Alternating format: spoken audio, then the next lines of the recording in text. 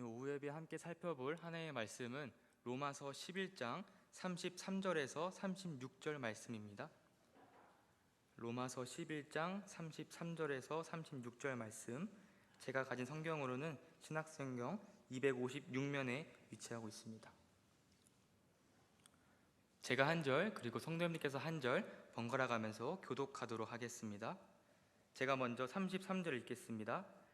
깊도다 하나님의 지혜와 지식의 풍성하며 그의 판단은 헤아리지 못할 것이며 그의 길은 찾지 못할 것이로다. 누가 주의 마음을 알았느냐? 누가 그의 모사가 되었느냐? 누가 주께 먼저 드려서 갚으심을 받겠느냐? 이는 만물이 주에게서 나오고 주로 말미암고 주에게로 돌아갑니다. 그에게 영광이 세세에 있을지어다. 아멘. 아멘. 오늘도 오예배 나오신 우리 모든 대길의 성도님들 주님의 이름으로 축복합니다. 이 시간 예배 자리에 나오는 만큼 주님이 나에게 주시는 그 음성을 붙잡는 마음을 가지고 함께 하나님의 말씀 살펴보도록 하겠습니다.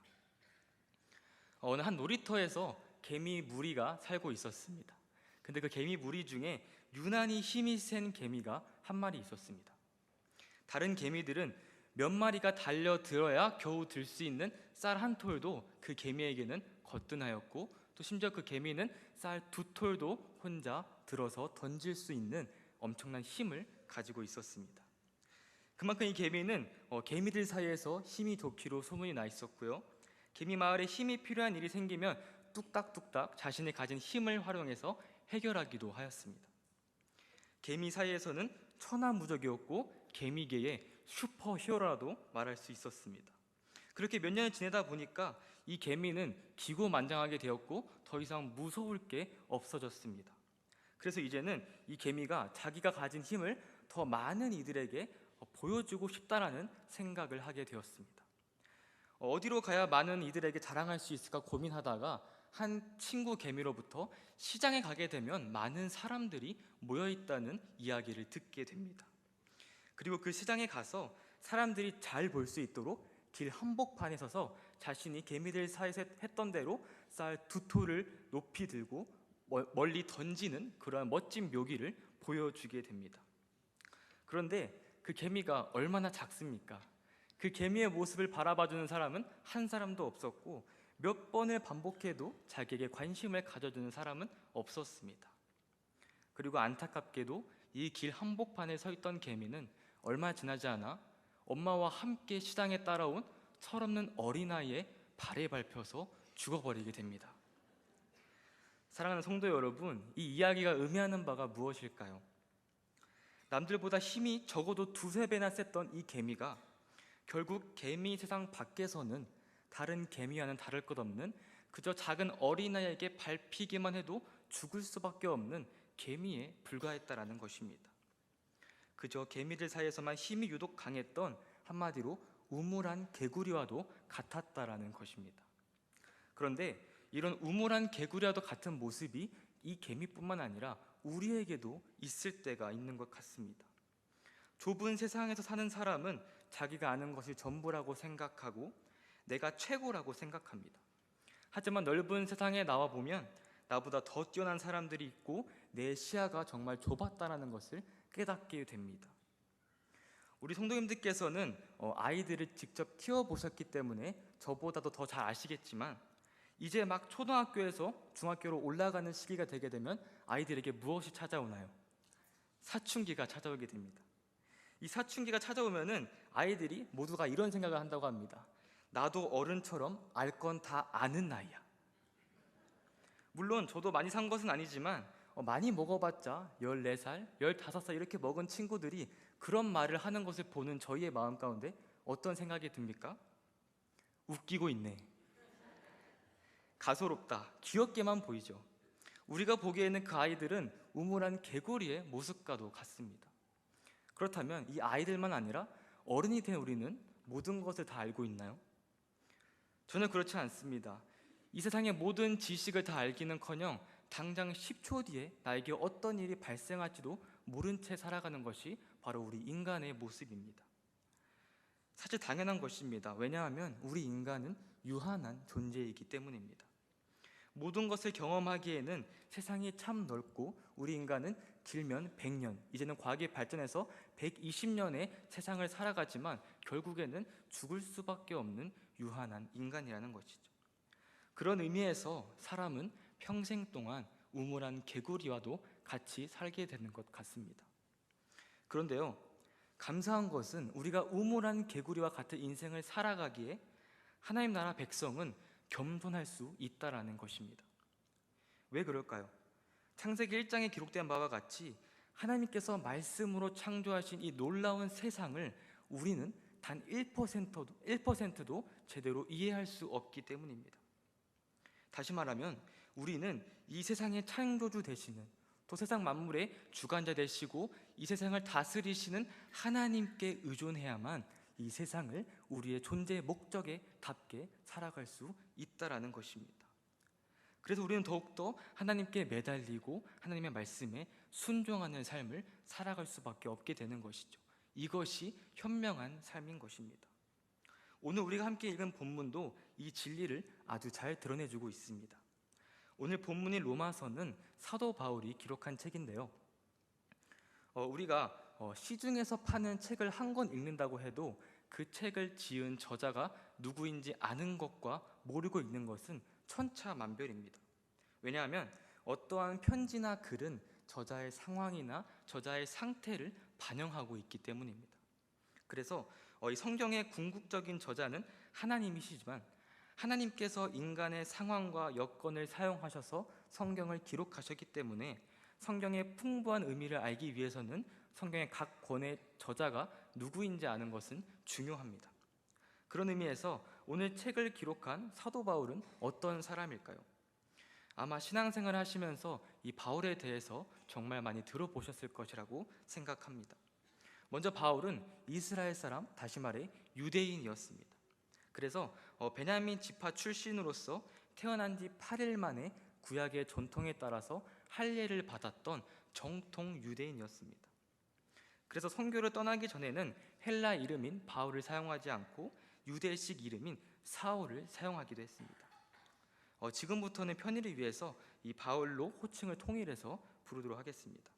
이 바울은 지금의 터키 남부에 위치한 길리기아 지역의 다소라는 도시에서 태어났는데, 바울은 태어날 때부터 로마 시민권을 가지고 태어났습니다. 당시 이스라엘은 로마가 지배하고 있었기 때문에 로마 시민권을 가지고 태어났다는 것은 당시 바울이 높은 지위를 가지고 있었다는 것을 우리가 짐작해 볼 수 있습니다.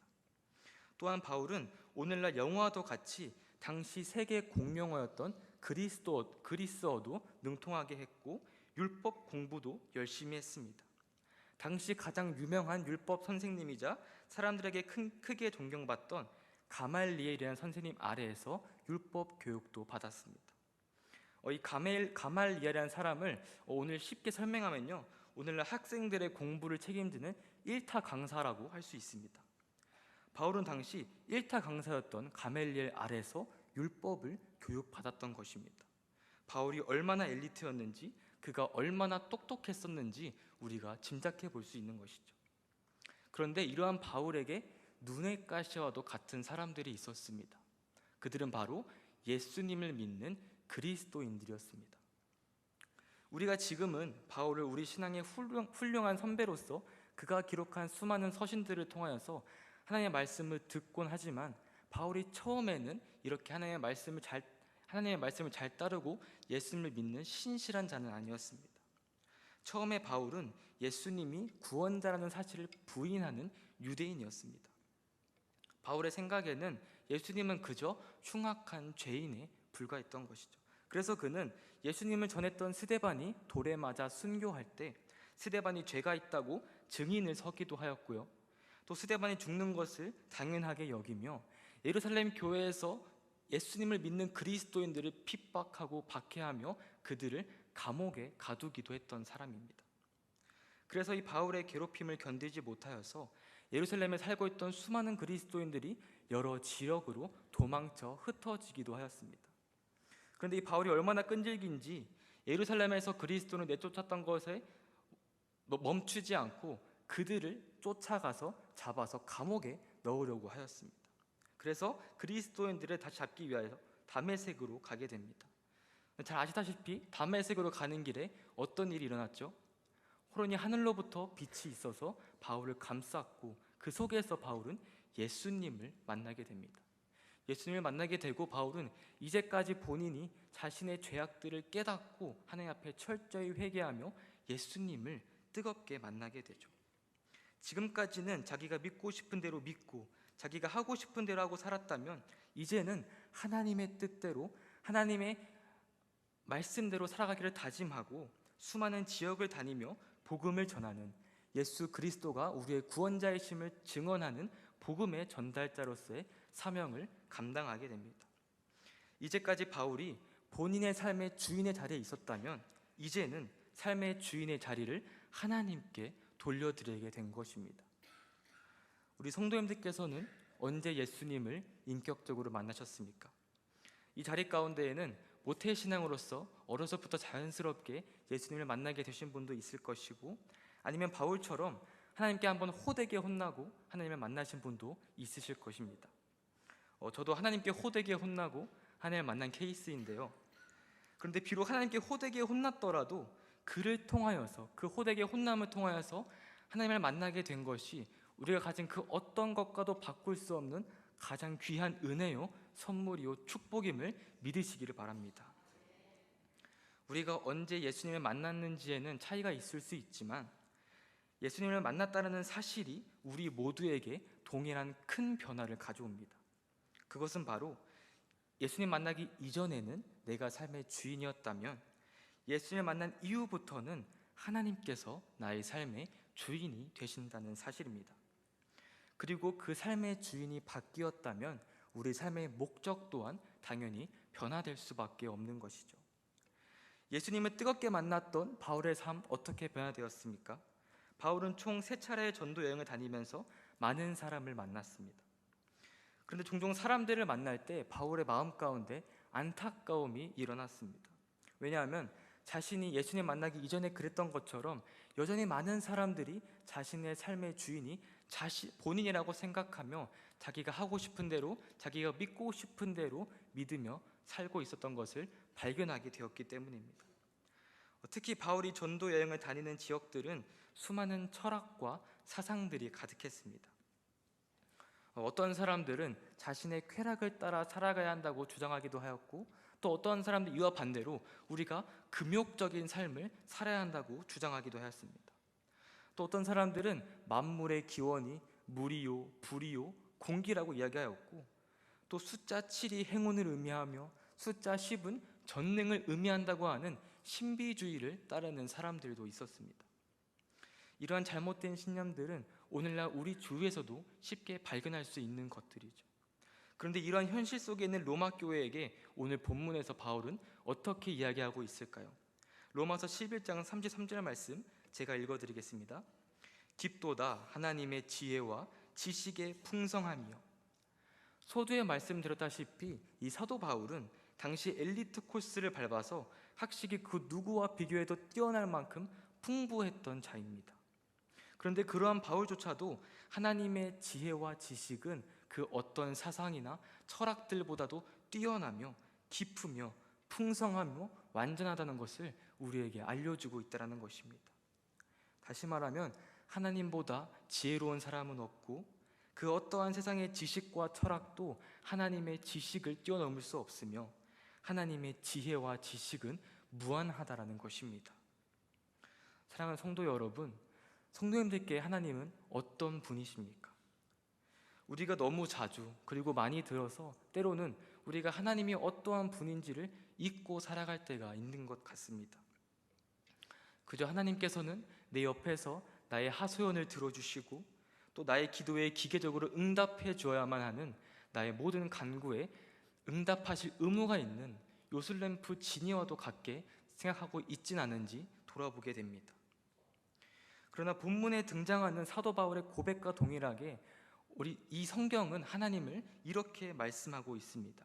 창세기 1장 1절 말씀 우리 함께 읽어보도록 하겠습니다. 태초에 하나님이 천지를 창조하시니라. 아멘. 하나님은 온 세상을 만드신 분이며 온 세상을 다스리시는 만왕의 왕이십니다. 그리고 이 사람은 하나님의 창조물이자 하나님의 백성들인 것이죠. 요한계시록 1장 8절에서는 이렇게 말씀하고 있습니다. 다시 한번 함께 읽어보겠습니다. 주 하나님이 이르시되 나는 알파와 오메가라. 이제도 있고 전에도 있었고 장차 올 자요 전능한 자라 하시더라. 아멘.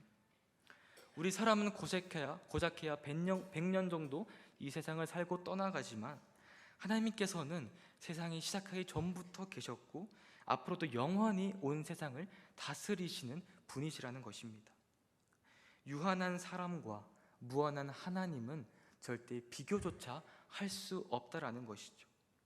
그렇기에 유한한 사람이 만들어낸 불완전한 철학이나 사상들은 하나님의 지혜와 지식에 비교하면 불산물과 같은 것이라고 우리가 알 수 있는 것입니다.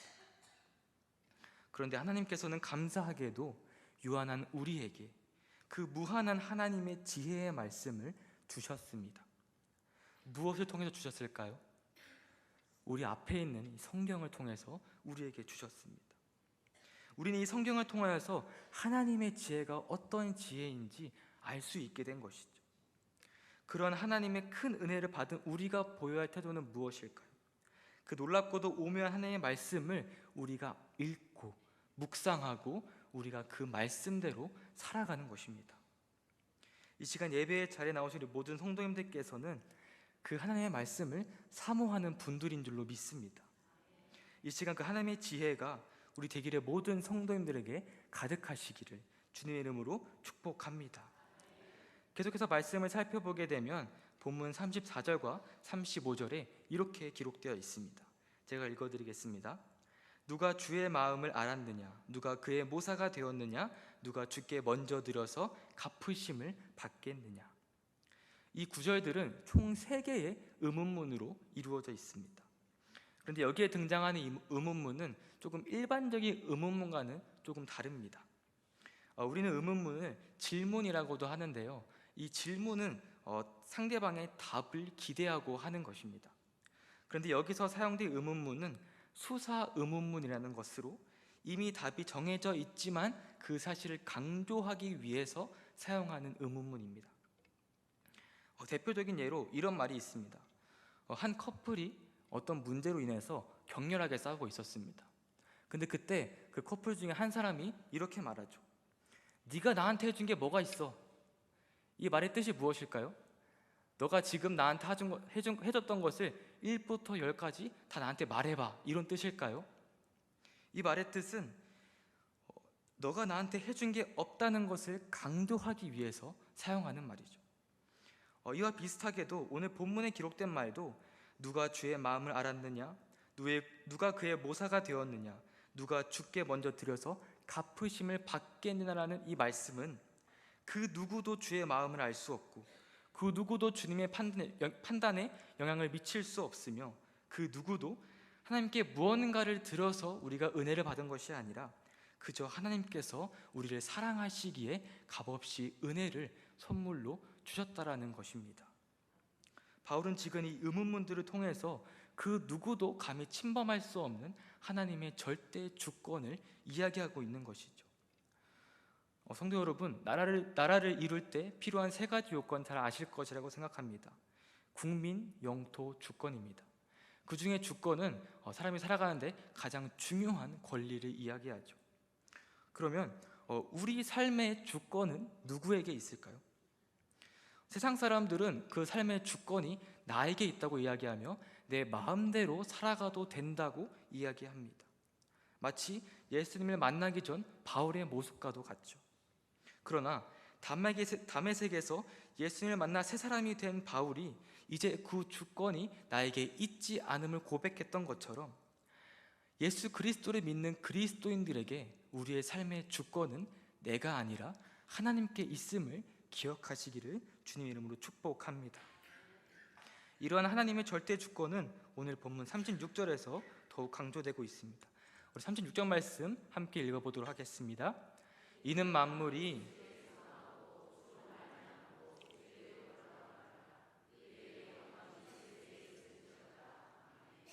아멘. 사랑하는 대길의 성도 여러분, 하나님만이 만왕의 왕이시며 유일하신 참 하나님이심을 인정하시기를 바랍니다. 온 세상을 창조하신 하나님의 위대하심과 탁월하심을 인정하고 만물이 하나님에게서 나오고 하나님께로 다시 돌아가고 하나님으로 말미암아 있다라는 그 하나님의 절대 주권을 인정하시는 삶이 되기를 주님의 이름으로 간절히 소망합니다. 그러면 이 하나님의 절대 주권을 인정한 하나님의 백성들의 삶의 목적은 무엇일까요?